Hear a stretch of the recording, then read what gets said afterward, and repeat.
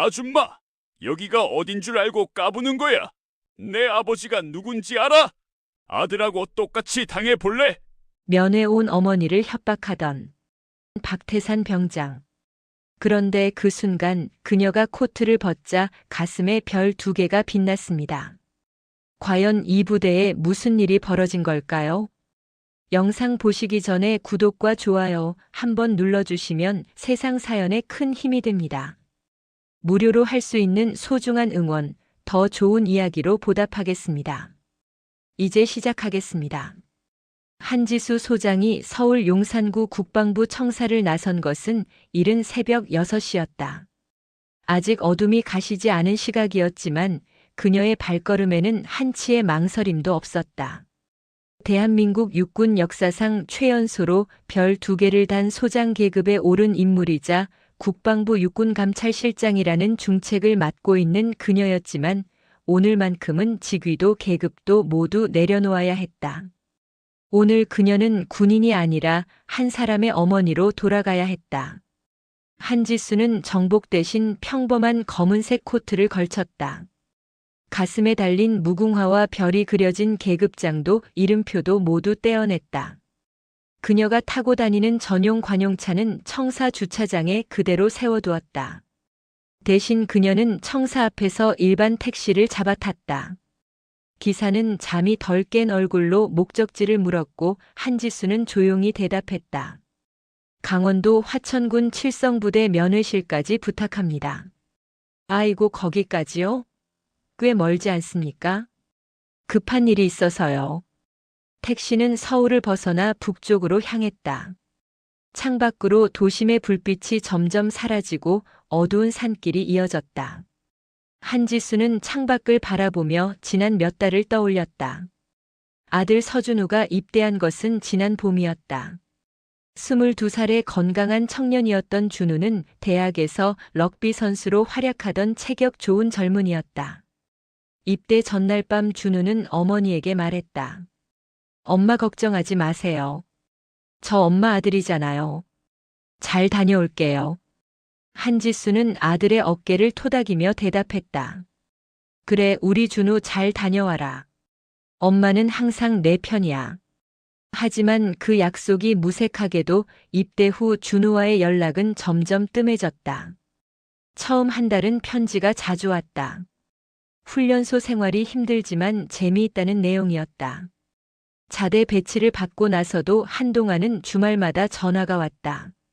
그런데 2달쯤 지나자 연락 횟수가 확연히 줄어들었다. 전화를 해도 준우의 목소리는 점점 작아졌고 대화는 짧아졌다.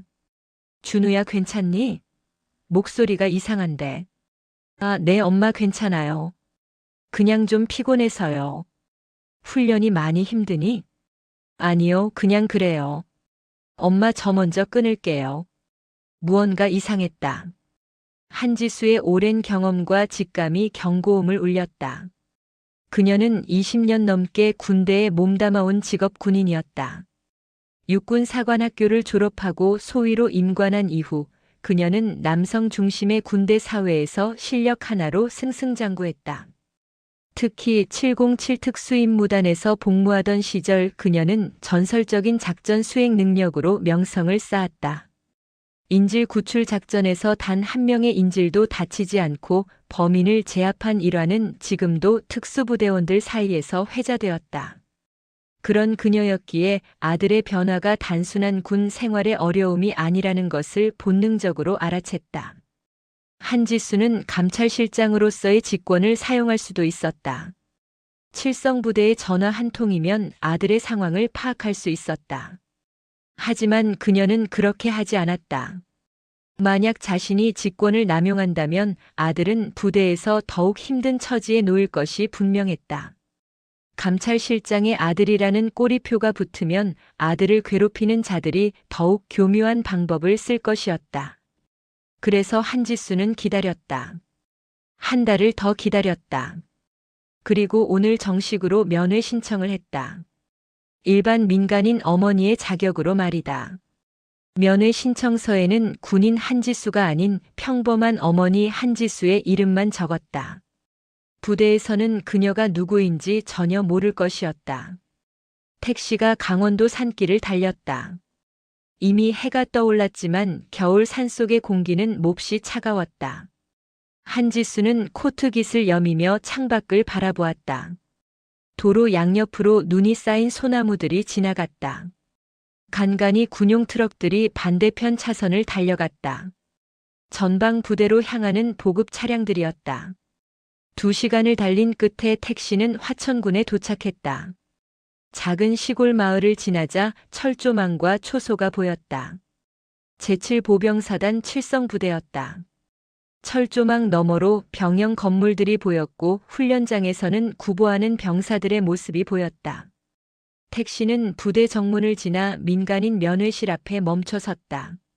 한지수는 요금을 지불하고 택시에서 내렸다. 차가운 바람이 얼굴을 때렸다. 면회실은 부대 정문에서 조금 떨어진 단층 건물이었다. 회색 페인트가 벗겨진 벽과 낡은 간판이 오래된 건물임을 말해주었다. 한지수는 건물 안으로 들어갔다. 내부는 생각보다 넓었다. 긴 복도 양옆으로 작은 면회실들이 있었고 복도 끝에는 접수 창구가 있었다. 창구에는 중년의 민간인 직원이 앉아 있었다. 면회 신청하신 분이시죠? 네, 서준우 이병 면회 신청했습니다. 직원은 명단을 확인하고 신분증 검사를 마친 뒤 면회실 번호를 알려주었다. 한지수는 복도를 따라 걸어 지정된 면회실로 들어갔다. 방 안에는 낡은 테이블과 플라스틱 의자 4개가 놓여 있었다. 창문 너머로 훈련장이 보였다. 병사들이 완전 군장을 메고 구보하고 있었다. 한지수는 의자에 앉아 아들을 기다렸다. 10분쯤 지났을까? 면회실 문이 열렸다. 한지수는 반사적으로 자리에서 일어났다. 그리고 그녀는 문 앞에 선 인물을 보고 순간 숨이 멎었다. 전투복을 입은 이병 계급장의 젊은 병사가 서 있었다. 가슴에 단 이름표에는 서준우라고 적혀 있었다. 분명 그녀의 아들이었다.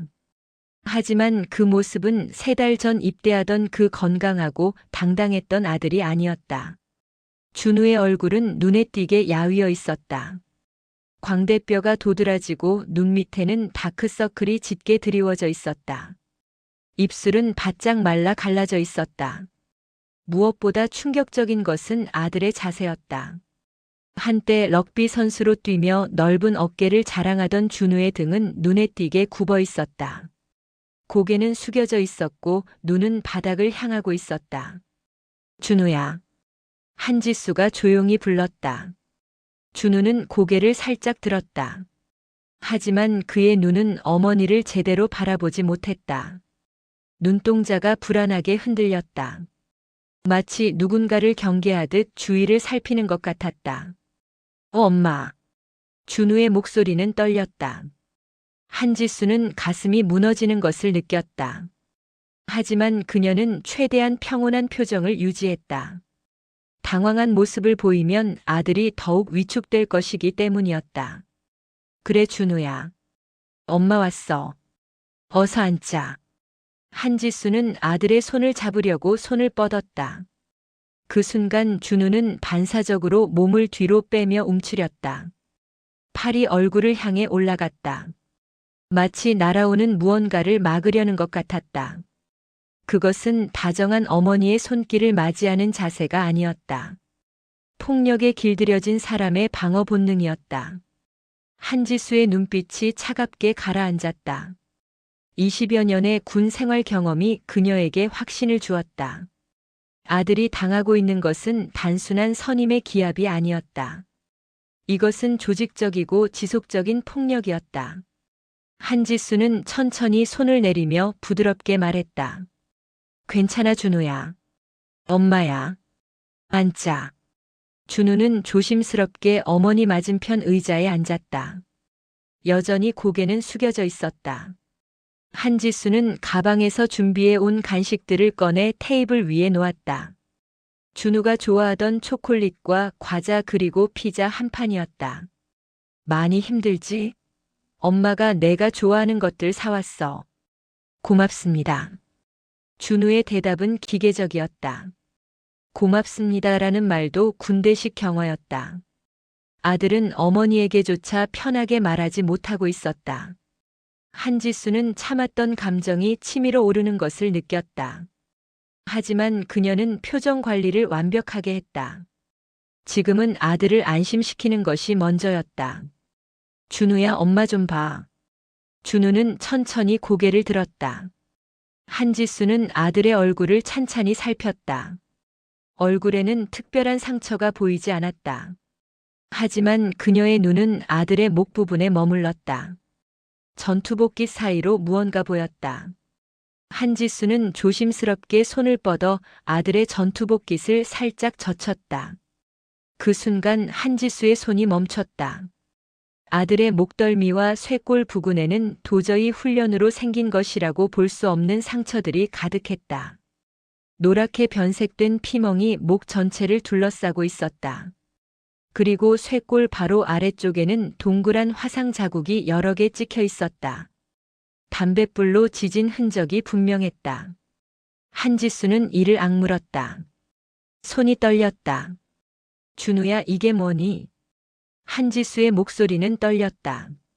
준우는 황급히 깃을 여미며 고개를 돌렸다. 아, 이건 훈련하다가 넘어져서요. 넘어져서 담뱃불 자국이 생기니? 그게 계단에서 구르면서요. 준우는 거짓말을 하면서도 어머니의 눈을 마주치지 못했다. 이마에는 식은땀이 맺혔다. 한지수는 아들의 팔을 잡고 소매를 걷어 올렸다. 팔뚝에도 멍자국이 가득했다. 누군가 팔을 세게 움켜쥔 흔적이었다. 한지수는 더 이상 참을 수 없었다. 준우야, 누가 너한테 이런 짓을 한 거니? 엄마한테 말해. 아무도 안 그랬어요. 제가 조심성이 없어서 그래요. 준우야. 한지수의 목소리가 낮아졌다. 그것은 아들을 다그치는 목소리가 아니라 애원하는 목소리였다. 엄마한테는 말할 수 있잖니. 누가 너한테 이런 짓을 한 거야. 준우는 입술을 깨물었다. 눈시울이 붉어졌다. 하지만 그는 끝내 입을 열지 않았다. 대신 그는 고개를 저으며 작은 목소리로 말했다. 엄마 괜찮아요. 저 이제 적응했어요. 걱정하지 마세요. 적응이라는 단어가 한지수의 가슴을 찔렀다. 아들은 폭력에 적응했다고 말하고 있었다. 매를 맞는 것이 일상이 되었다고 말하고 있었다. 한지수는 주먹을 쥐었다. 손톱이 손바닥을 파고들었다. 그녀는 지금 당장 2부대 연대장실로 쳐들어가고 싶었다. 하지만 그럴 수 없었다. 자신의 정체가 드러나면 아들이 더욱 위험해질 수 있었다. 한지수는 심호흡을 했다. 지금 이 순간 자신에게 필요한 것은 감찰실장으로서의 권위가 아니라 어머니로서의 지혜였다. 그녀는 준우의 손을 꽉 잡았다. 이번에 준우는 손을 빼지 않았다. 한지수는 아들의 눈을 똑바로 바라보며 말했다. 준우야, 엄마가 약속할게. 너를 반드시 지켜줄게. 조금만 참아. 엄마가 방법을 찾을 테니까. 준우의 눈에서 눈물이 흘러내렸다. 그는 몇 달 만에 처음으로 진심을 토해냈다. 엄마, 저 매일 무서워요. 잠도 제대로 못 자요. 언제 또 맞을지 몰라서요. 누가 때리는데? 이름이 뭐니? 박태산 병장이요. 같은 소대 선임이에요. 그 사람만 그러니? 아니요. 다른 선임들도 같이 해요. 그리고 간부들도 알면서 모른 척해요. 한지수는 모든 정보를 머릿속에 입력했다. 박태산이라는 이름과 소대 단위의 조직적 폭력 그리고 간부들의 묵인. 이것은 단순한 개인의 일탈이 아니라 부대 내 구조적 문제였다. 한지수는 아들의 손을 놓지 않고 물었다. 돈도 뺏기니? 준우는 고개를 끄덕였다. 매달 월급 나오면 거의 다 바쳐요. 안 주면 생활관에서 집단으로 두들겨 맞아요. 얼마나 뺏기는데? 한 달에 30만 원 정도요. 한지수의 입술이 파르르 떨렸다. 이등병 월급이 50만 원 정도인데 그중 30만 원을 빼앗긴다는 것은 사실상 전액 갈취나 다름없었다. 한지수는 준우의 어깨를 토닥이며 말했다. 알았어, 준우야. 엄마가 알아서 할게. 너는 아무것도 하지 마. 그냥 평소처럼 지내. 알았지? 엄마 근데 괜찮을까요? 그 사람들 진짜 무섭거든요. 괜찮아. 엄마를 믿어. 한지수는 아들에게 미소를 지어 보였다. 하지만 그녀의 눈빛은 얼음처럼 차갑게 식어 있었다. 면회 시간이 끝났다. 준우는 일어서며 어머니에게 말했다. 엄마 다음에 또 와주세요. 그래, 꼭 올게. 건강 챙기고. 준우가 면회실을 나가는 뒷모습을 바라보며 한지수는 주먹을 쥐었다. 아들의 등이 문 너머로 사라지자 그녀는 가방에서 작은 수첩을 꺼냈다. 그리고 또박또박 적었다. 박태산 병장, 제7보병사단 칠성부대, 조직적 폭력, 금품 갈취, 간부 묵인. 한지수는 수첩을 덮고 면회실을 나섰다. 복도를 걸어나가며 그녀는 주변을 관찰했다. 복도 끝에는 부대 안내 게시판이 붙어 있었다. 거기에는 연대장의 이름과 사진이 걸려 있었다. 이성호 대령. 한지수는 그 이름을 기억했다. 그녀는 건물 밖으로 나와 차가운 공기를 들이마셨다. 이제 한지수는 결정을 내렸다. 그녀는 더 이상 평범한 어머니가 아니었다. 지금부터 그녀는 국방부 육군감찰실장 한지수 소장이었다. 별 2개의 무게가 그녀의 어깨에 실렸다. 한지수는 휴대전화를 꺼내 어떤 번호로 전화를 걸었다. 신호음이 2번 울린 뒤 상대방이 받았다. 예, 실장님. 지금부터 비공식 조사를 시작한다. 제7보병사단 칠성부대 내 병영 부조리 의혹 건. 최우선 기밀로 처리하고 나한테만 보고해. 알겠습니다. 어떤 방식으로 진행할까요? 일단 내부 제보자 보호 절차부터 밟아. 그리고 해당 부대 최근 3개월간 사건 사고 기록 전부 열람해. 병사 면담 기록도 다 확인하고. 예, 즉시 착수하겠습니다. 한지수는 전화를 끊고 주차장 쪽으로 걸어갔다. 그녀가 타고 온 택시는 이미 떠나고 없었다. 하지만 상관없었다. 한지수는 다시 휴대전화를 꺼내 다른 번호로 전화를 걸었다. 이번에는 국방부 차량 관리부서였다.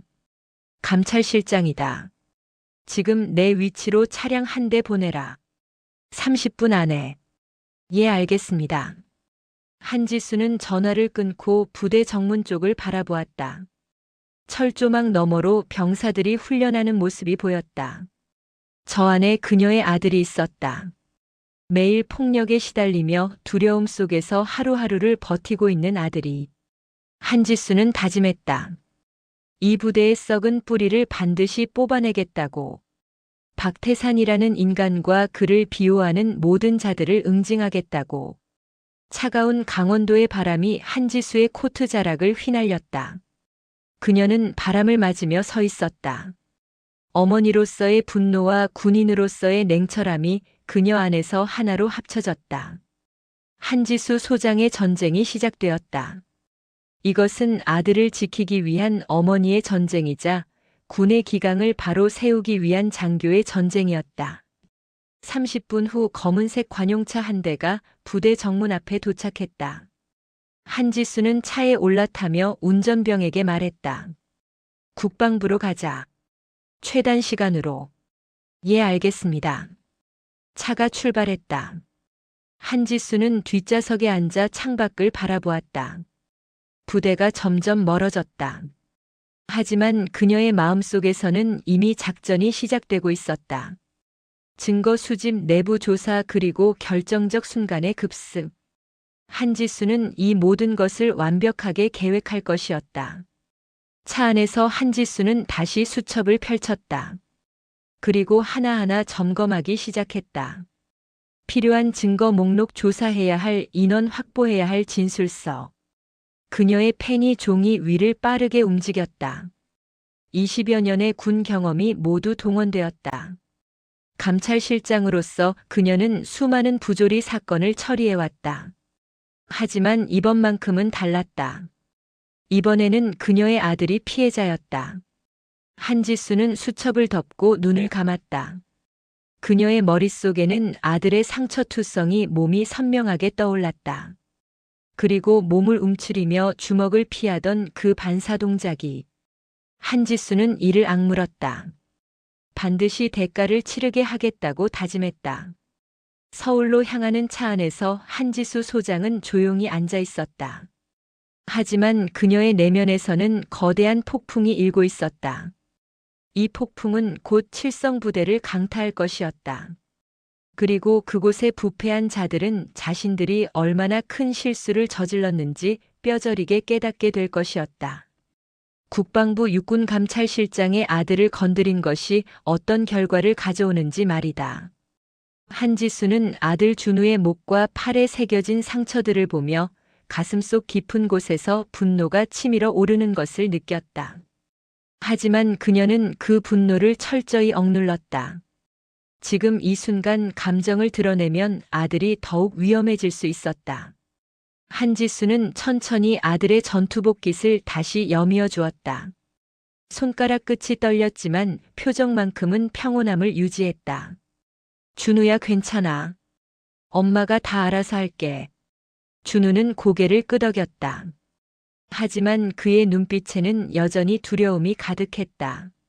한지수는 테이블 위에 놓인 피자 상자를 열었다. 따뜻한 김이 올라왔다. 그녀는 피자 한 조각을 집어 아들에게 건넸다. 먹어.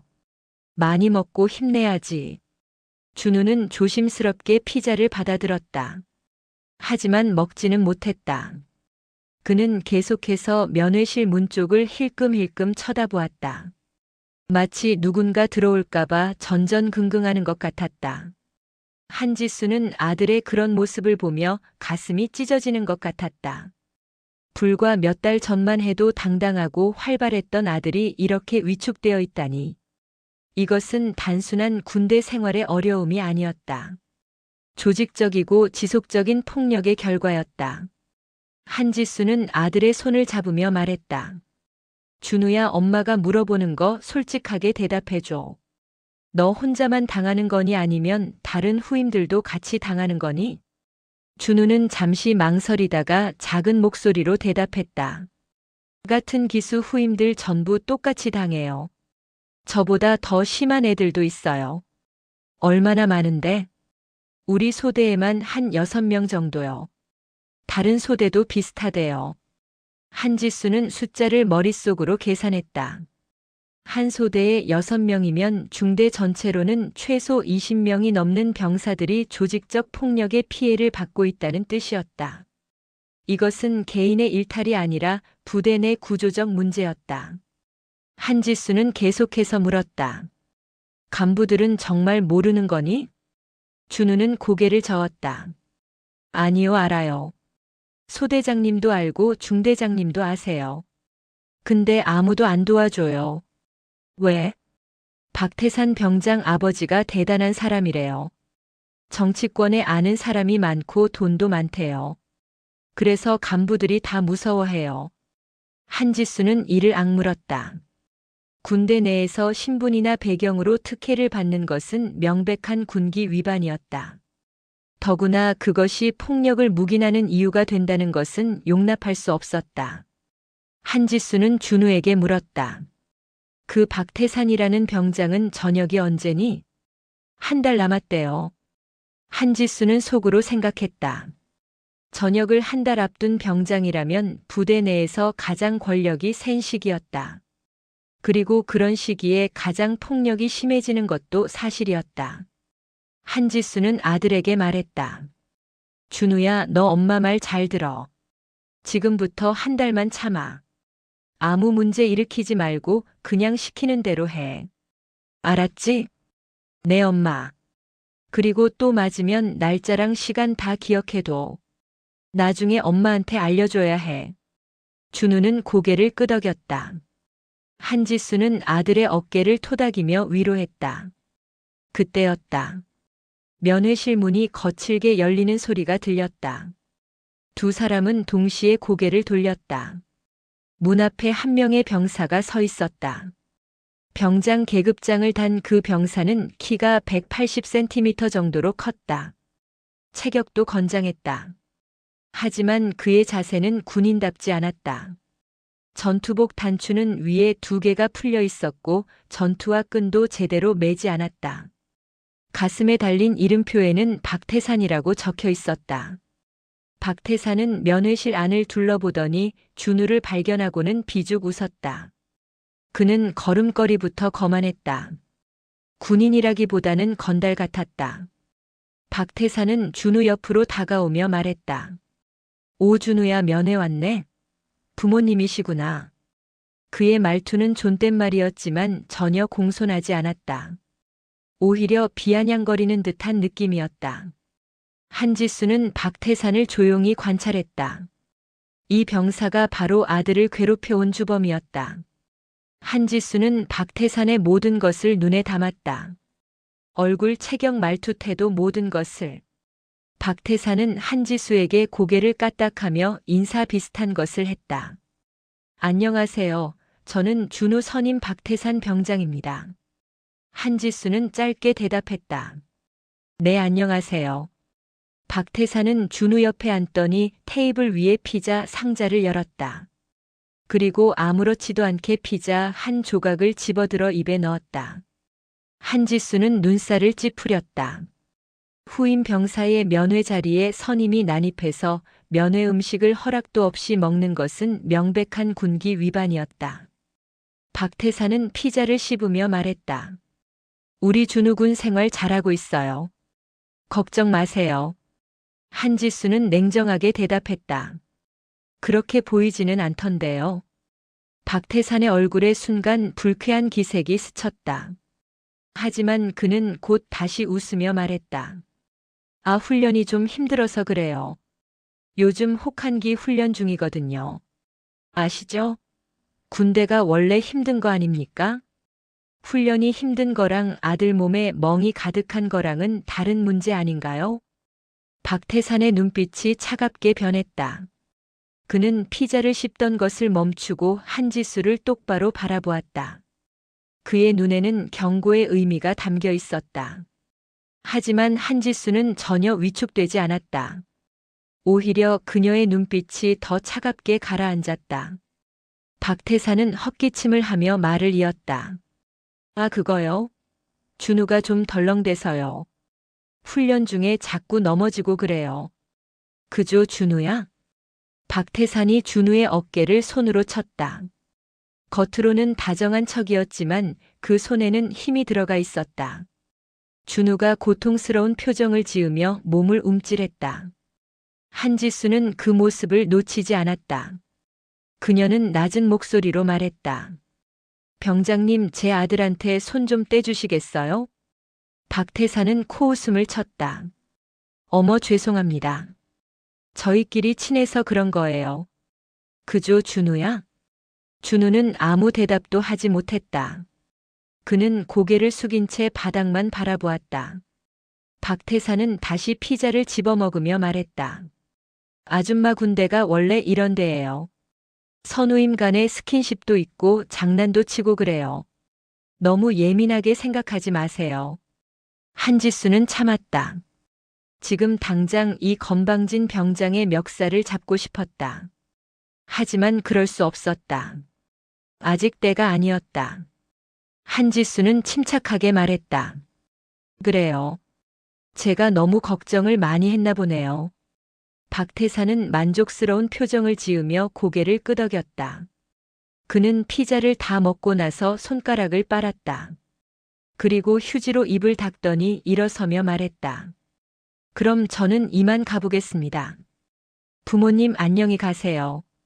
박태산은 문 쪽으로 걸어가다가 문 앞에서 멈춰섰다. 그리고 뒤돌아보며 준우에게 말했다. 아, 준우야, 면회 끝나면 생활관으로 바로 와. 청소할 거 있어. 네, 선임님. 준우의 대답은 기계적이었다. 박태산은 다시 비죽 웃더니 면회실을 나갔다.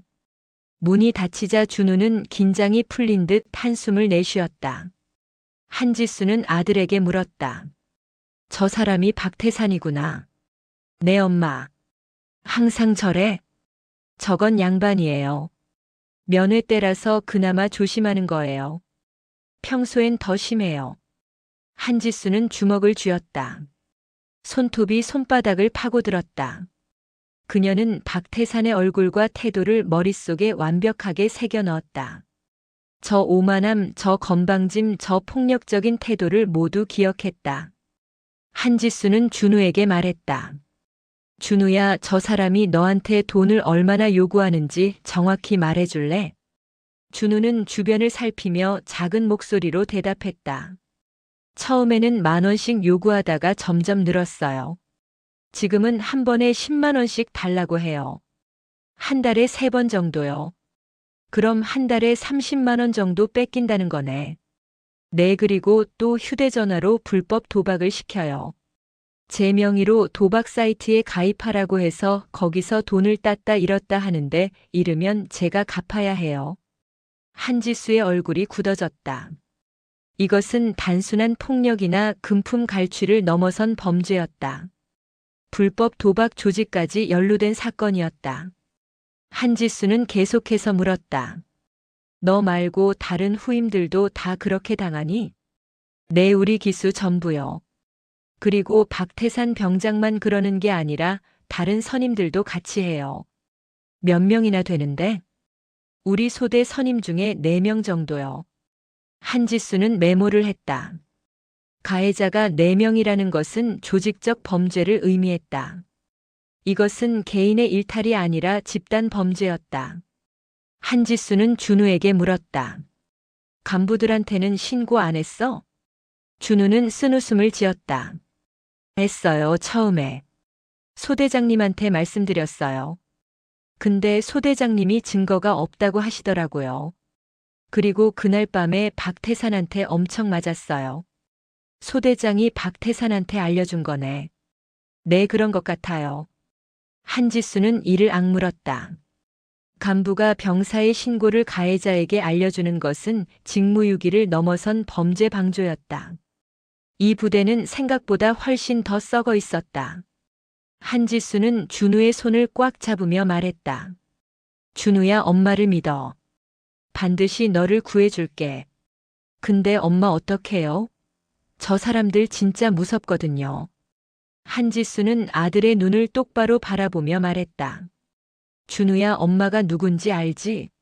엄마는 20년 넘게 군대에서 일해왔어. 이런 나쁜 놈들 수도 없이 봐왔어. 그리고 다 잡아냈어. 이번에도 마찬가지야. 준우의 눈에 희망의 빛이 들어왔다. 한지수는 계속해서 말했다. 엄마가 지금부터 할 말 잘 들어. 너는 앞으로 한 달 동안 절대 문제 일으키지 마. 맞아도 참고 돈 뺏겨도 참아. 반항하지 마. 알았지? 네, 엄마. 그리고 매일 일기를 써. 누가 언제 뭘 했는지 다 적어. 날짜, 시간, 장소 다 적는 거야. 그게 나중에 증거가 돼. 준우는 고개를 끄덕였다. 한지수는 가방에서 작은 수첩을 꺼내 아들에게 건넸다. 이거 가지고 있어. 화장실 같은 데서 몰래 적어. 절대 들키지 마. 네, 알겠습니다. 면회 시간이 끝나가고 있었다. 한지수는 마지막으로 아들을 꼭 안아주었다. 준우는 어머니의 품에 안겨 한동안 움직이지 않았다. 한지수는 아들의 등을 토닥이며 속삭였다. 조금만 참아. 곧 다 끝날 거야. 준우는 어머니의 품에서 빠져나와 경례를 했다. 그리고 면회실을 나갔다. 한지수는 아들의 뒷모습을 바라보았다. 굽은 어깨와 터덜터덜 걷는 모습이 가슴을 찢었다. 하지만 한지수는 눈물을 흘리지 않았다. 지금은 울 때가 아니었다. 지금은 싸울 준비를 해야 할 때였다. 한지수는 면회실을 나와 복도를 걸었다. 복도 저 멀리에서 박태산이 다른 병사들과 이야기하며 웃는 모습이 보였다. 한지수는 그들을 지나치며 귀를 기울였다. 야, 준우 엄마 완전 호구네. 눈치도 없고. 그니까 우리가 뭘 하는지도 모르는 것 같던데. 병사들의 대화가 들렸다. 한지수는 표정 하나 변하지 않고 그들을 지나쳤다. 하지만 그녀의 머릿속에서는 이미 작전이 구체화되고 있었다. 증거 수집, 내부 조사, 전격 급습, 그리고 전원 구속. 한지수는 모든 것을 계획했다. 건물 밖으로 나온 한지수는 차가운 공기를 들이마셨다. 하늘은 잔뜩 흐려 있었고 눈이 내릴 것 같았다.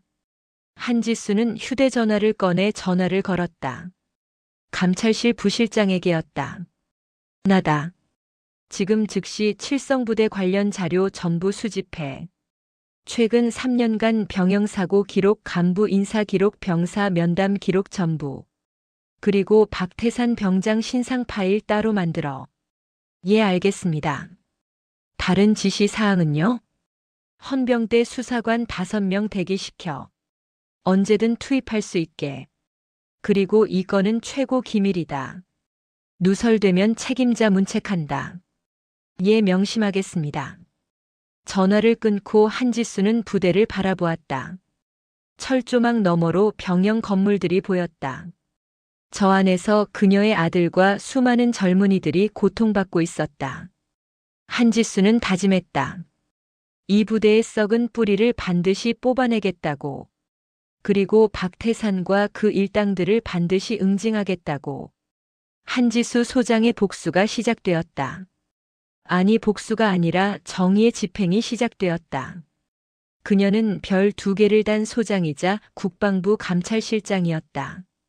그 권한과 책임으로 그녀는 반드시 이 부조리를 뿌리 뽑을 것이었다.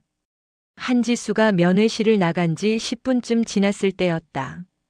그녀는 부대 정문 쪽으로 걸어가며 주변을 관찰하고 있었다. 그때 뒤에서 목소리가 들렸다. 야, 서준우, 이리 와봐. 한지수는 걸음을 멈추고 뒤를 돌아보았다. 면회실 건물 앞 공터에서 박태산 병장이 준우를 부르고 있었다. 준우는 고개를 숙인 채 박태산에게 다가갔다. 한지수는 건물 모퉁이에 몸을 숨기고 그들을 지켜보았다. 박태산은 준우가 다가오자 그의 가슴을 손으로 밀쳤다. 준우가 뒤로 비틀거렸다. 박태산의 목소리가 공터에 울려 퍼졌다. 야, 너 엄마한테 뭐라고 한 거야? 내가 널 괴롭힌다고 그랬어? 아니요, 선임님, 그런 말 안 했습니다. 거짓말하지 마. 내 엄마 표정 봤어. 뭔가 의심하던데. 정말 아무 말도 안 했습니다. 박태산은 준우의 멱살을 잡았다. 그리고 얼굴을 가까이 대고 말했다. 야, 너 까불지 마. 내가 뭔 짓을 하든 나는 아무 일도 없어. 내 아버지가 누군지 알지? 국회의원이랑도 친하고 국방부에도 아는 사람 많아. 너 같은 놈이 신고해봤자 소용없어. 준우는 떨리는 목소리로 대답했다. 알고 있습니다, 선임님. 그럼 됐어. 오늘 생활관 청소 똑바로 해. 조금이라도 더러우면 내가 어떻게 되는지 알지? 예, 알겠습니다. 박태산은 준우를 밀쳐냈다. 준우가 땅바닥에 넘어졌다. 박태산은 준우를 내려다보며 비웃었다. 일어나. 꼴 좀 봐라. 준우가 일어나려고 하자 박태산은 전투화로 준우의 정강이를 찼다. 그리 세게 찬 것은 아니었지만 준우는 고통스러운 표정을 지으며 다시 주저앉았다. 박태산이 다시 말했다. 표정 똑바로 안 해? 웃으라고. 준우는 억지로 입꼬리를 올렸다. 하지만 그것은 웃음이 아니라 경련에 가까웠다. 박태산은 만족스러운 듯 고개를 끄덕이며 말했다. 그래, 그렇게 웃고 다녀. 내 엄마한테도 잘 지낸다고 해. 알았지? 예, 선임님. 박태산은 준우를 남겨두고 생활관 쪽으로 걸어갔다. 준우는 바닥에 주저앉은 채 한동안 움직이지 못했다. 그의 어깨가 떨리고 있었다. 한지수는 그 모습을 보며 온몸이 굳어지는 것을 느꼈다.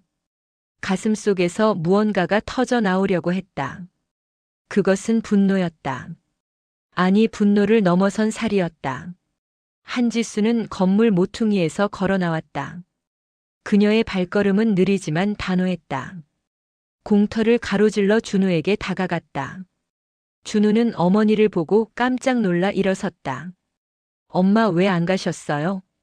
준우야, 괜찮니? 예, 괜찮습니다. 엄마 빨리 가세요. 누가 보면 안 돼요. 한지수는 아들의 얼굴을 보았다. 눈물이 그렁그렁했다. 하지만 준우는 울지 않으려고 애쓰고 있었다. 한지수는 아들의 어깨에 손을 얹으며 말했다. 준우야, 엄마가 지금 끝낼게. 엄마 무슨 소리예요? 한지수는 대답하지 않았다. 대신 그녀는 박태산이 걸어간 방향을 바라보았다. 박태산은 생활관으로 들어가지 않고 건물 뒤편 흡연 구역으로 향하고 있었다. 한지수는 그쪽으로 걸어갔다. 준우가 황급히 어머니의 팔을 잡았다. 엄마, 안 돼요. 저 사람한테 가시면 안 돼요. 괜찮아, 준우야. 엄마 믿어. 한지수는 아들의 손을 풀고 박태산에게 다가갔다. 박태산은 흡연 구역에서 담배를 피우고 있었다. 다른 병사 2명도 함께 있었다. 한지수가 다가오자 박태산이 고개를 돌렸다. 준우 엄마 아직도 안 갔어요? 한지수는 박태산 앞에 멈춰 섰다. 그녀의 목소리는 낮고 차갑게 가라앉아 있었다. 박태산 병장. 박태산은 담배를 입에 문 채 대답했다. 네. 당신은 군인입니까가 아니면 인간 말종입니까? 박태산의 얼굴이 굳어졌다. 옆에 있던 병사들도 놀란 표정으로 한지수를 바라보았다. 박태산은 담배를 빼물고 코웃음을 쳤다. 뭐라고요? 아줌마 지금 뭐라고 한 거예요? 똑똑히 들었을 텐데요. 당신 같은 쓰레기가 어떻게 군대에 있는지 궁금하네요. 박태산의 얼굴이 벌겋게 달아올랐다. 그는 담배를 땅에 던지고 한지수에게 다가왔다. 그의 키가 180cm였기에 한지수를 내려다보는 형국이었다. 아줌마, 여기가 어딘 줄 알고 까부는 거예요? 여긴 군대예요, 군대. 민간인이 함부로 나대면 안 돼요. 한지수는 눈 하나 깜짝하지 않았다. 오히려 그녀의 눈빛이 더욱 날카로워졌다. 그래요, 군대죠. 그런데 군인이 후임을 폭행하고 금품을 갈취하고 불법 도박을 강요하는 게 군대입니까? 박태산의 표정이 미묘하게 변했다. 당황한 기색이 역력했다. 그는 주변을 둘러보며 말했다. 무슨 소리예요? 저는 그런 짓 안 했는데요. 안 했어요? 제 아들 몸에 있는 상처는 뭡니까? 담뱃불 자국은 또 뭐고요? 박태산은 말문이 막혔다. 하지만 곧 태도를 바꾸어 건방지게 말했다. 아줌마, 증거 있어요? 증거? 없으면 함부로 말하지 마세요. 명예훼손으로 고소할 수도 있어요. 한지수는 차갑게 웃었다. 그 웃음에는 조롱이 담겨 있었다. 증거요? 곧 나올 겁니다. 그리고 명예훼손이라 하셨죠? 애초에 명예가 있어야 훼손이 되는 거 아닙니까? 박태산은 화가 머리끝까지 치솟았다. 그는 한지수에게 손가락질을 하며 소리쳤다. 당신 지금 나한테 장난하는 거예요? 내가 누군지 알아요? 내 아버지가 누군지 알아요? 모르죠. 알고 싶지도 않고요. 우리 아버지는 이 지역에서 제일 가는 사업가예요. 국회의원이랑도 친하고 군대 장성들도 다 알아요. 당신 같은 사람 하나쯤이야. 한지수는 박태산의 말을 듣고 고개를 끄덕였다. 그렇군요. 그래서 이렇게 건방진 거군요. 뭐? 박태산이 한 걸음 더 다가왔다. 이제 그의 얼굴과 한지수의 얼굴이 30cm도 떨어지지 않았다. 박태산은 위협하듯 말했다.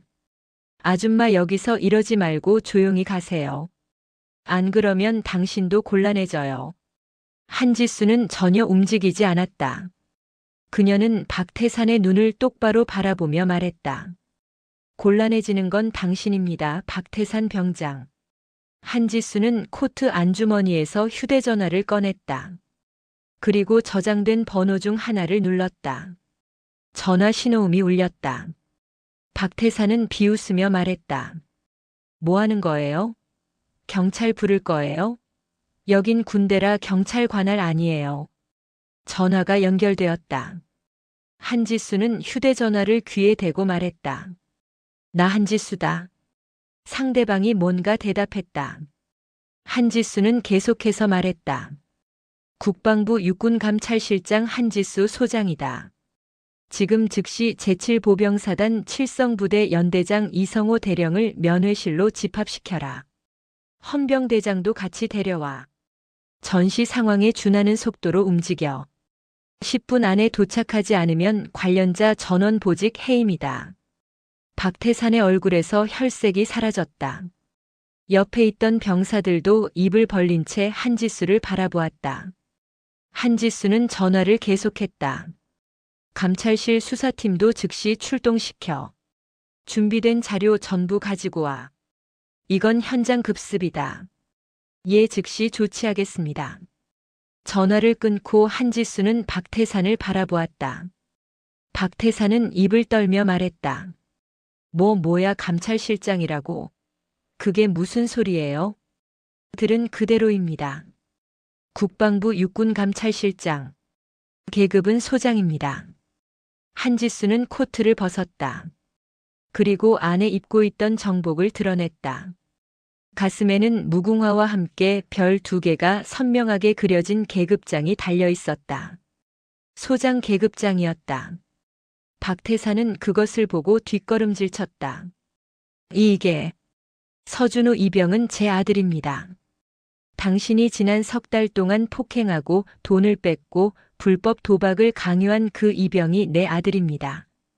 박태산의 다리가 후들거렸다. 그는 바닥에 주저앉았다. 얼굴은 흑빛으로 변했고 입술이 파르르 떨렸다. 옆에 있던 병사들도 얼어붙었다. 한지수는 차갑게 말했다. 당신은 방금 전 제 아들을 발로 찼습니다. 그것도 상급자인 제가 보는 앞에서. 이건 명백한 폭행이고 상관 모독입니다. 죄송합니다, 실장님. 제가 잘못했습니다. 박태산은 바닥에 엎드려 절을 했다. 하지만 한지수는 차갑게 내려다보기만 했다. 죄송하다고요? 지금 사과한다고 용서받을 거라고 생각합니까? 제발 한 번만 봐주십시오. 다시는 안 그러겠습니다. 한 번만? 당신이 제 아들에게 한 짓은 한두 번이 아닙니다. 석 달 동안 매일 폭행하고 금품을 갈취했습니다. 그걸 한 번만 봐달라고요? 박태산은 대답하지 못했다. 그는 그저 바닥에 엎드려 떨고만 있었다. 한지수는 시계를 보았다. 당신 아버지가 아무리 대단한 사람이라도 소용없습니다. 군법은 누구에게나 공평하거든요. 멀리서 사이렌 소리가 들려왔다. 점점 가까워지는 소리였다. 박태산은 고개를 들어 입구 쪽을 바라보았다. 부대 정문으로 검은색 관용차 3대가 빠르게 들어오고 있었다. 차량들이 면회실 앞 주차장에 멈춰 섰다. 첫 번째 차에서 무궁화 3개를 단 대령이 급히 내렸다. 7성부대 연대장 이성호 대령이었다. 그는 한지수를 보자마자 달려와 거수 경례를 올렸다. 제7보병사단 7성부대 연대장 이성호 대령 감찰실장님께 신고합니다. 한지수는 경례를 받으며 말했다. 연대장 제대로 된 신고가 그게 뭡니까? 당신 부대에서 지금 무슨 일이 벌어지고 있는지 알기나 합니까? 이성호 대령의 얼굴에서 땀이 흘러내렸다. 그게 나중에 얘기하죠. 일단 저 병사를 체포하십시오. 한지수는 바닥에 주저앉아 있는 박태산을 가리켰다. 이성호 대령은 박태산을 보고 놀란 표정을 지었다. 두 번째 차에서 헌병대 소속 군무원들이 내렸다. 한지수가 그들에게 지시했다. 박태산 병장을 즉시 구금하십시오. 혐의는 폭행 금품 갈취 불법 도박 강요입니다. 예, 알겠습니다. 헌병대원 2명이 박태산에게 다가가 그를 일으켰다. 박태산은 저항하지 않았다. 그는 넋이 나간 사람처럼 끌려갔다. 한지수는 이성호 대령을 바라보며 말했다. 연대장, 당신 연대에서 벌어진 일에 대해 책임을 물을 겁니다. 지금 당장 전 간부를 회의실로 집합시키십시오. 예, 즉시 조치하겠습니다. 이성호 대령은 급히 무전기를 꺼내 지시를 내렸다. 한지수는 준우가 서 있는 쪽을 돌아보았다. 준우는 믿을 수 없다는 표정으로 어머니를 바라보고 있었다. 한지수는 아들에게 걸어가 그의 어깨를 토닥였다. 이제 괜찮아, 준우야. 엄마가 다 해결할게. 준우의 눈에서 눈물이 흘러내렸다. 그는 어머니를 꼭 안았다. 한지수는 아들을 안으며 그의 등을 쓰다듬었다. 주변에 모인 병사들이 이 모습을 지켜보고 있었다. 그들의 눈에는 놀라움과 안도감이 동시에 담겨 있었다. 한지수 소장의 전쟁이 본격적으로 시작되었다. 이제 칠성부대에는 커다란 폭풍이 몰아칠 것이었다. 그리고 그 폭풍의 중심에는 별 2개를 단 한 명의 소장이 서 있었다. 그녀는 아들을 지키기 위해 그리고 수많은 피해 병사들을 구하기 위해 싸울 준비가 되어 있었다. 한지수 소장은 칠성부대 연대 본부 회의실로 들어섰다. 긴 테이블 양옆으로 간부들이 줄지어 앉아 있었다. 연대장 이성호 대령을 비롯해 각 대대장과 중대장들이 긴장한 얼굴로 자리를 지키고 있었다. 회의실 뒤편에는 감찰실에서 파견된 수사관들이 노트북과 서류 가방을 펼쳐놓고 대기하고 있었다. 한지수는 상석에 앉으며 회의실을 둘러보았다. 그녀의 눈빛은 차갑고 날카로웠다. 간부들은 그 시선을 피하려는 듯 고개를 숙이거나 서류를 보는 척했다. 한지수는 테이블을 손가락으로 두드리며 입을 열었다. 자, 이제부터 국방부 육군감찰실의 공식 조사를 시작하겠습니다. 이 자리에 계신 모든 분들은 조사 대상입니다. 거짓 진술을 하거나 증거를 인멸하려는 시도를 하면 군형법에 따라 엄중히 처벌될 것입니다. 회의실에 무거운 침묵이 흘렀다.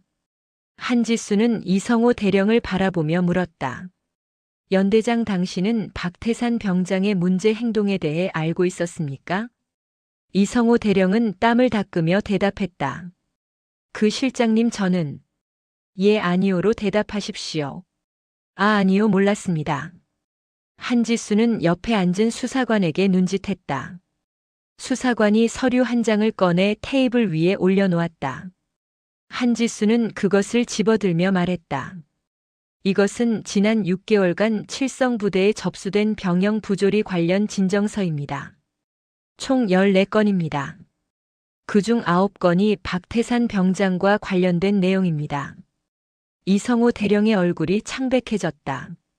한지수는 계속해서 말했다.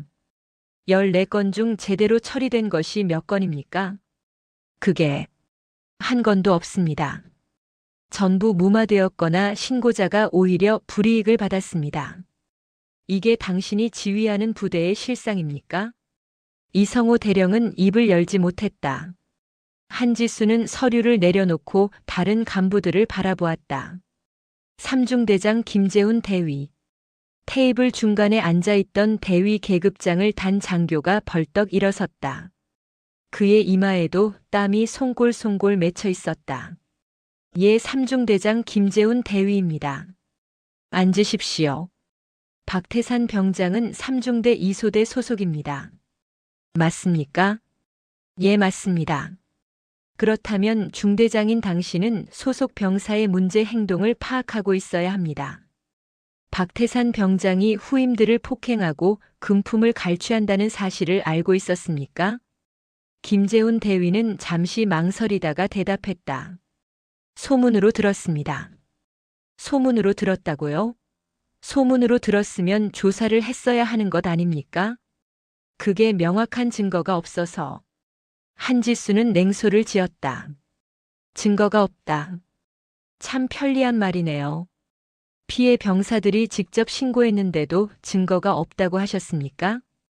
김재훈 대위는 대답하지 못했다. 한지수는 다시 서류를 펼쳤다. 서준우 이병이 지난 2달 전에 당신에게 직접 피해 사실을 신고했습니다. 기억납니까? 예, 기억납니다. 그때 당신은 뭐라고 했습니까? 김재훈 대위는 목소리를 낮추며 대답했다. 증거를 가져오라고 했습니다. 증거를요? 몸에 있는 상처는 증거가 아닙니까? 그게 훈련 중에 생긴 건지 폭행으로 생긴 건지 구분이 안 되어서. 한지수는 테이블을 손바닥으로 쳤다. 큰 소리가 회의실에 울렸다. 간부들이 움찔했다. 구분이 안 된다고요? 담뱃불 자국이 훈련 중에 생깁니까? 목에 손가락 자국이 남을 정도로 목을 조르는 훈련이 있습니까? 김재훈 대위는 고개를 숙였다. 한지수는 계속해서 추궁했다. 더 심각한 것은 서준우 이병이 신고한 바로 그날 밤 박태산 병장에게 집단 폭행을 당했다는 사실입니다. 당신이 박태산에게 신고 사실을 알려준 것 아닙니까? 아닙니다. 절대 아닙니다. 그럼 박태산이 어떻게 알았습니까? 당신 말고 누가 알려줬습니까? 김재훈 대위는 대답하지 못했다. 한지수는 다른 장교를 지목했다. 이소대장 박민수 중위. 젊은 중위 계급장을 단 장교가 일어섰다. 그의 나이는 20대 중반쯤으로 보였다. 예, 이소대장 박민수 중위입니다. 박태산 병장의 직속 소대장이 당신입니다. 맞습니까? 예, 맞습니다. 소대장이라면 소대원들의 동태를 가장 잘 파악하고 있어야 합니다. 박태산 병장이 무슨 짓을 하는지 정말 몰랐습니까? 박민수 중위는 입술을 깨물었다. 그리고 작은 목소리로 대답했다. 알고 있었습니다. 회의실에 술렁임이 일었다. 이성우 연대장이 놀란 표정으로 박민수 중위를 바라보았다. 한지수는 고개를 끄덕이며 말했다. 알고 있었다고요. 그런데 왜 조치를 취하지 않았습니까? 제가 말려도 듣지 않았습니다. 말렸다고요? 말리는 것으로 끝났습니까? 당신은 장교입니다. 병사를 통제할 권한과 의무가 있습니다. 박민수 중위는 고개를 떨구며 말했다. 박태산 병장 아버지가 이 지역 유력 인사라고 들었습니다. 건설 회사 사장이고 지역 정치인들과도 친분이 있다고 해서. 한지수의 눈빛이 더욱 차갑게 변했다. 그래서요? 그래서 병사의 배경을 보고 폭력을 묵인했다는 말입니까? 죄송합니다. 죄송하다고 해결됩니까? 당신의 묵인으로 얼마나 많은 병사들이 고통받았는지 아십니까? 박민수 중위는 대답하지 못했다. 한지수는 수사관을 보며 말했다. 박민수 중위 직무유기 및 범죄 방조 혐의로 조사 대상에 추가하십시오. 예, 알겠습니다. 한지수는 다시 김재훈 대위를 바라보았다. 김재훈 대위도 마찬가지입니다. 당신도 박태산 아버지의 배경을 알고 있었죠? 김재훈 대위는 고개를 끄덕였다. 예, 알고 있었습니다. 그래서 신고를 무시하고 오히려 피해 병사들을 GOP로 전출 보낸 것입니까? 그게. 한지수는 또 다른 서류를 꺼냈다. 지난 석 달간 3중대에서 GOP로 전출된 병사가 7명입니다. 전부 박태산 병장의 피해자들입니다. 우연이라고 생각하십니까? 김재훈 대위는 얼굴이 하얗게 질렸다. 한지수는 냉정하게 말했다. 이것은 명백한 보복 인사입니다. 피해자를 오히려 징계한 것입니다. 김재훈 대위 당신도 조사 대상입니다. 실장님, 저는 변명은 나중에 하십시오. 지금은 사실관계만 확인하는 중입니다. 한지수는 이성우 연대장을 다시 바라보았다. 연대장, 당신은 정말 이 모든 일을 몰랐습니까? 이성우 대령은 한참을 망설이다가 대답했다. 일부는 알고 있었습니다. 일부라고요? 구체적으로 무엇을 알고 있었습니까? 박태산 병장이 문제가 있다는 보고를 받았습니다. 하지만 저녁이 얼마 남지 않아서 큰 사건만 안 터지면 조용히 보내려고 했습니다. 한지수는 허탈하게 웃었다. 조용히 보내려고요? 그 사이에 병사들이 매일 폭행당하고 돈을 뺏기는데 조용히 보내려고 하셨다는 말입니까? 송구합니다. 송구하다는 말로 해결될 문제가 아닙니다. 당신은 연대장입니다. 2,000명이 넘는 병사들의 안전과 복지를 책임지는 자리입니다. 그런데 한 명의 병사 배경 때문에 수십 명의 피해를 방치했습니다. 이성호 대령은 더 이상 변명하지 못했다. 한지수는 수사관에게 지시했다. 지금부터 본격적인 조사에 들어갑니다. 박태산 병장을 신문실로 데려오십시오. 그리고 같은 소대 병사들 전원을 대기시키십시오. 예, 알겠습니다. 수사관이 나가고 한지수는 간부들에게 말했다. 여러분, 군대는 계급과 규율로 움직입니다. 하지만 그것은 정당한 명령과 합리적인 통제를 위한 것이지 폭력과 부조리를 감추기 위한 것이 아닙니다. 간부들은 고개를 숙였다. 한지수는 계속해서 말했다. 당신들은 장교입니다. 병사들을 보호하고 이끌어야 할 책임이 있습니다. 하지만 당신들은 그 책임을 방기했습니다. 권력 앞에 굴복하고 불의를 묵인했습니다. 회의실이 숙연해졌다. 한지수는 자리에서 일어서며 마지막으로 말했다. 이 조사는 박태산 병장 한 명으로 끝나지 않을 것입니다. 이 부대의 모든 부조리를 뿌리 뽑을 것입니다. 각오하십시오. 한지수는 회의실을 나왔다. 복도에서 수사관이 기다리고 있었다. 실장님, 박태산 병장 신문 준비 완료했습니다. 가죠. 한지수는 신문실로 향했다. 신문실 안에는 박태산이 의자에 앉아 있었다. 그의 손에는 수갑이 채워져 있었고 얼굴은 두려움으로 일그러져 있었다. 한지수가 들어오자 박태산은 고개를 들었다. 실장님, 제발. 한지수는 박태산 맞은편에 앉으며 차갑게 말했다. 박태산 병장, 당신의 범죄 혐의에 대해 진술하겠습니다. 폭행, 금품 갈취, 불법 도박, 강요, 그리고 조직적 범죄. 맞습니까? 박태산은 고개를 끄덕였다. 예, 맞습니다. 공범은 몇 명입니까? 저 포함해서 4명입니다. 이름을 대십시오. 박태산은 떨리는 목소리로 이름을 불렀다. 한지수는 수사관에게 지시했다. 즉시 체포하십시오. 네. 한지수는 박태산에게 다시 물었다. 불법 도박 사이트는 누가 운영합니까? 민간인입니다. 이름은 모릅니다. 전화번호만 알고 있습니다. 전화번호를 주십시오. 그리고 계좌 내역도 전부 제출하십시오. 박태산은 순순히 정보를 제공했다. 한지수는 모든 것을 기록했다. 신문이 끝나고 한지수는 신문실을 나왔다. 복도에서 수사관이 보고했다. 실장님, 공범 3명 전원 체포 완료했습니다. 피해자 진술 확보는요? 현재 진행 중입니다. 20여 명의 병사들이 진술하겠다고 나섰습니다. 한지수는 고개를 끄덕였다. 이제 증거는 충분했다. 그녀는 다시 회의실로 돌아갔다. 간부들이 여전히 자리에 앉아 있었다. 한지수는 상석에 서서 선언했다. 박태산 병장과 공범 3명을 군검찰에 송치합니다. 혐의는 폭행, 금품 갈취, 불법 도박, 강요입니다. 그리고 3중대장 김재훈 대위와 2소대장 박민수 중위는 직무유기 및 범죄 방조 혐의로 조사를 받게 됩니다. 김재훈 대위와 박민수 중위의 얼굴이 창백해졌다.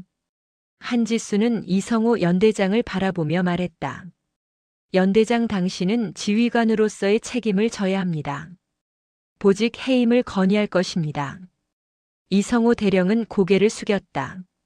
한지수는 마지막으로 모든 간부들을 향해 말했다. 이것이 권력에 굴복하고 불의를 묵인한 대가입니다. 다시는 이런 일이 없기를 바랍니다. 회의실을 나서는 한지수의 뒷모습은 단호하고 위엄이 있었다. 그녀는 아들을 지켰고 수많은 병사들을 구했다. 별 2개의 무게를 제대로 보여준 순간이었다. 박태산 병장에 대한 군사법원의 판결이 내려진 것은 사건 발생 한 달 후였다. 폭행죄, 금품 갈취죄, 불법 도박, 강요죄로 징역 2년이 선고되었다. 하지만 한지수 소장은 그것만으로는 충분하지 않다고 판단했다. 박태산이 진정으로 자신의 죄를 깨닫지 못한다면 출소 후에도 똑같은 짓을 반복할 것이 분명했다. 한지수는 국방부 장관을 찾아갔다. 육군본부가 있는 계룡대까지 직접 차를 몰고 간 그녀는 장관실 앞에서 기다렸다. 비서관이 나와 안내했다.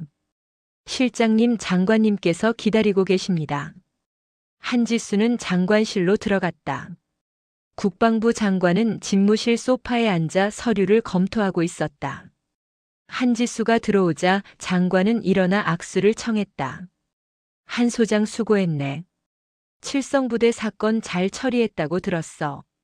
감사합니다, 장관님. 그런데 오늘은 무슨 일로 왔나? 한지수는 준비해온 서류를 꺼내 장관에게 건넸다. 장관님, 박태산 병장에 대해 특별 조치를 건의하고자 합니다. 장관은 서류를 훑어보며 물었다. 특별 조치라니? 박태산 병장의 전역을 무기한 보류하고 육군 특수전학교 유격훈련장으로 위탁교육을 보내려고 합니다. 장관은 고개를 들어 한지수를 바라보았다. 유격훈련장? 그곳이 얼마나 힘든 곳인지 자네도 알 텐데. 알고 있습니다. 하지만 박태산이 진정으로 반성하려면 그 정도의 고통을 겪어야 합니다. 그가 후임들에게 가한 고통을 직접 체험해야 합니다. 장관은 잠시 생각하더니 고개를 끄덕였다. 알았네. 자네 판단에 맡기지. 결제하겠네. 감사합니다, 장관님. 일주일 후 박태산은 강원도 산속 깊은 곳에 위치한 육군 특수전학교 유격훈련장으로 이송되었다. 그곳은 특수부대 요원들을 양성하는 곳으로 악명 높은 훈련 과정으로 유명했다. 박태산은 그곳에 도착하자마자 모든 계급장과 이름표를 떼어야 했다. 그는 더 이상 박태산 병장이 아니었다. 그저 피교육생 일영사로만 불렸다. 첫날부터 지옥이 시작되었다. 새벽 4시에 기상하여 완전 군장을 메고 20km를 구보했다. 아침 식사는 10분 안에 끝내야 했다. 조금이라도 늦으면 식사를 거르고 바로 훈련장으로 향해야 했다. 오전에는 각계 전투 훈련이 이어졌다. 철조망 아래를 기어가고 진흙탕을 구르고 장애물을 넘었다. 박태산의 몸은 온통 상처투성이가 되었다. 오후에는 더욱 가혹한 훈련이 기다리고 있었다. 통나무를 여러 명이 함께 들고 산을 오르내렸다. 팔이 떨리고 다리가 풀렸지만 멈출 수 없었다. 교관들은 가차 없었다. 일영사, 무슨 짓이야? 더 빨리 못 뛰어? 죄송합니다. 죄송하다고 해결되나? 다시 뛰어. 박태산은 쓰러질 것 같았지만 계속 뛰어야 했다. 그가 칠성부대에서 후임들에게 했던 것처럼 교관들도 그에게 가혹했다. 하지만 차이가 있었다. 교관들의 가혹함은 훈련의 일부였고 그 안에는 목적이 있었다. 반면 박태산이 후임들에게 가한 폭력은 순전히 권력 남용이었다. 저녁이 되면 박태산은 녹초가 되어 막사로 돌아왔다. 하지만 쉴 시간은 없었다. 장비 정비를 하고 내일 훈련 준비를 해야 했다. 잠자리에 들 수 있는 시간은 밤 11시였다. 그리고 새벽 4시면 다시 기상 나팔 소리가 울렸다. 일주일이 지나자 박태산의 몸은 뼈만 앙상하게 남았다. 손과 발은 물집으로 터져 있었고 등과 무릎은 멍투성이었다. 그는 매일 밤 막사에서 고통스러워하며 생각했다. 내가 후임들에게 이런 고통을 준 거구나. 내가 얼마나 잔인한 짓을 한 건지 이제야 알겠구나. 한 달이 지나자 박태산은 조금씩 변하기 시작했다. 처음에는 원망만 가득했지만 점차 자신의 잘못을 깨닫기 시작했다. 교관이 그에게 물었다. 일영사 왜 여기 왔는지 아나? 얘 죄를 지어서입니다. 무슨 죄를 지었지? 박태산은 고개를 숙이며 대답했다. 후임들을 폭행하고 돈을 뺏었습니다. 그게 전부인가? 아닙니다. 제가 그들의 인생을 망쳤습니다. 그들에게 평생 지울 수 없는 상처를 줬습니다. 교관은 고개를 끄덕였다. 이제야 깨달았구나. 그래, 내가 한 짓은 단순한 폭행이 아니야. 그건 한 인간의 영혼을 파괴하는 범죄야. 박태산은 눈물을 흘렸다. 그것은 고통 때문이 아니라 후회 때문이었다. 2달이 지나자 박태산은 완전히 다른 사람이 되어 있었다. 그는 동료 교육생들을 돕기 시작했다. 힘든 사람이 있으면 짐을 나누어 들었다. 낙오자가 생기지 않도록 격려했다. 교관들도 그의 변화를 주목했다. 3달째 되던 날 한지수 소장이 유격 훈련장을 찾아왔다. 그녀는 교관실에서 박태산의 훈련 기록을 검토했다. 교관이 보고했다. 실장님, 박태산 교육생 확실히 변했습니다. 처음에는 반항적이고 원망만 하더니 이제는 가장 모범적인 교육생이 되었습니다. 그렇군요. 직접 만나보고 싶습니다. 알겠습니다. 잠시 후 박태산이 교관실로 들어왔다. 그의 모습은 3달 전과 완전히 달랐다. 체중은 10kg 이상 빠졌고 얼굴은 까맣게 그을렸다. 하지만 눈빛은 달랐다. 이전의 오만함은 사라지고 겸손함이 자리 잡고 있었다. 박태산은 한지수를 보자 바로 경례를 올렸다. 피교육생 일영사 실장님께 경례. 그래, 편하게 해. 박태산은 한지수 앞에 서서 고개를 숙였다. 실장님, 정말 죄송합니다. 제가 준우에게 그리고 다른 후임들에게 너무나 큰 잘못을 저질렀습니다. 이제 깨달았나? 예, 깨달았습니다. 제가 얼마나 비겁하고 잔인한 인간이었는지 뼈저리게 느꼈습니다. 한지수는 박태산의 눈을 바라보았다. 그의 눈에는 진심이 담겨 있었다. 한지수는 고개를 끄덕이며 말했다. 박태산, 내가 진정으로 반성했다면 이제 해야 할 일이 있다. 무엇입니까? 피해자들에게 직접 사과해야 한다. 그리고 앞으로 내 인생을 올바르게 살아야 한다. 그것이 내가 저지른 죄를 갚는 유일한 방법이다. 예, 명심하겠습니다. 한지수는 박태산에게 저녁 서류를 건넸다. 오늘로 내 위탁 교육은 끝난다. 이제 사회로 돌아가라. 하지만 잊지 마라. 내가 받은 이 교육은 벌이 아니라 기회였다는 것을. 박태산은 서류를 받아들며 눈물을 흘렸다. 감사합니다, 실장님. 제가 다시 태어나겠습니다. 한지수는 박태산의 어깨를 가볍게 두드렸다. 그리고 교관실을 나섰다. 복도를 걸으며 한지수는 생각했다. 벌보다 중요한 것은 교육이다. 진정한 변화는 고통에서 오는 것이 아니라 깨달음에서 온다. 한편 칠성부대에서는 큰 변화가 일어나고 있었다. 이성호 대령은 보직 해임되었고 새로운 연대장이 부임했다. 김재훈 대위와 박민수 중위는 징계를 받고 다른 부대로 전출되었다. 부대에는 새로운 병영 문화 개선 프로그램이 도입되었다. 무엇보다 큰 변화는 병사들의 마음속에서 일어났다. 그들은 이제 부조리에 맞서 싸울 수 있다는 것을 알았다. 정의는 반드시 승리한다는 것을 배웠다. 한지수 소장의 이야기는 부대 전체에 퍼졌고 병사들은 그녀를 존경했다. 서준우 이병은 3달간의 악몽에서 벗어나 정상적인 군 생활을 시작했다. 새로운 선임들은 그를 따뜻하게 대했고 동료들은 그에게 힘이 되어 주었다. 준우는 조금씩 자신감을 회복했다. 굽었던 어깨가 펴지기 시작했고 눈빛에 생기가 돌아왔다. 1년이 흘렀다. 준우는 이제 일병을 거쳐 상병이 되었다. 그는 부대에서 모범 병사로 인정받았다. 훈련도 열심히 하고 후임들도 잘 챙겼다. 준우는 자신이 당한 고통을 후임들에게는 절대 주지 않겠다고 다짐했다. 다시 1년이 흘러 준우는 병장이 되었다. 전역을 한 달 앞둔 어느 날 준우는 어머니에게 전화를 걸었다. 엄마, 나 다음 달이면 전역이에요. 그래, 우리 준우 잘 참았다. 엄마가 자랑스럽다. 엄마 고마워요. 엄마 아니었으면 저 어떻게 됐을지 몰라요. 무슨 소리야? 엄마는 당연한 일을 한 거야.